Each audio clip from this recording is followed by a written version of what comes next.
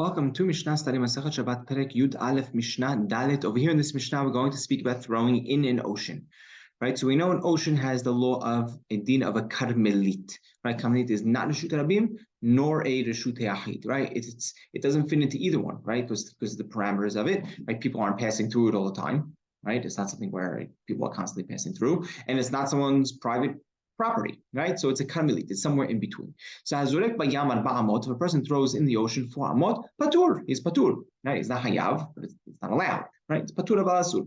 Imaya rekak mayim, let's say there was a rekak mayim, and Rambam translates this as a stream, right? A stream of water, like a pool or a stream of water.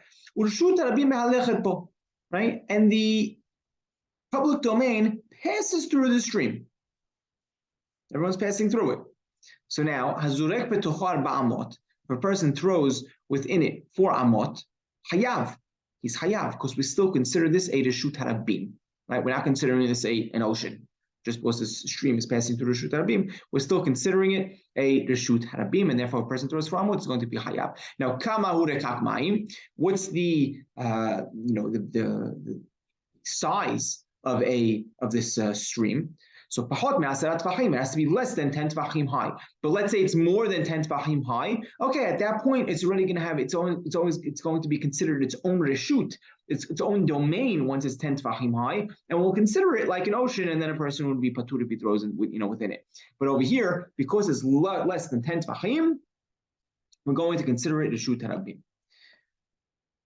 Okay, now the Mishnah continues. If you have this stream and Reshut Rabim is passing through it, if someone has a person throws within it 4 amot, is going to be hayav.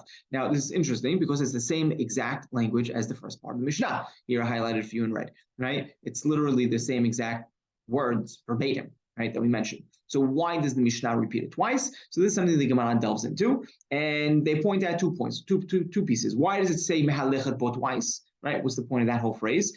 And why does it have to speak about the whole rekak mayim twice? So firstly, it mentions the concept of passing through, because to teach us, he says it twice, to teach us that even if a person is passing through al yedeh hadehak, it's not easy for him to pass through.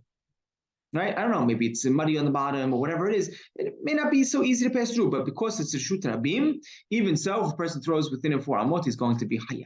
Now, why does it need to bring the whole case of this stream of water twice? So that's over here to teach us that even if it was wide, if it was 4 amot wide, I don't care. If it's less than 10 tfachim, we're going to consider it reshut harabim, right? Because only if it's higher than 10 tfachim could it be cholek reshut atzmo. Could it go ahead and set aside, create its own domain like an ocean? But if it's less than 10 tfachim deep, then we're not going to consider it, even if it's more than 4 amot, right, wide, right? We're not going to consider it its own reshut.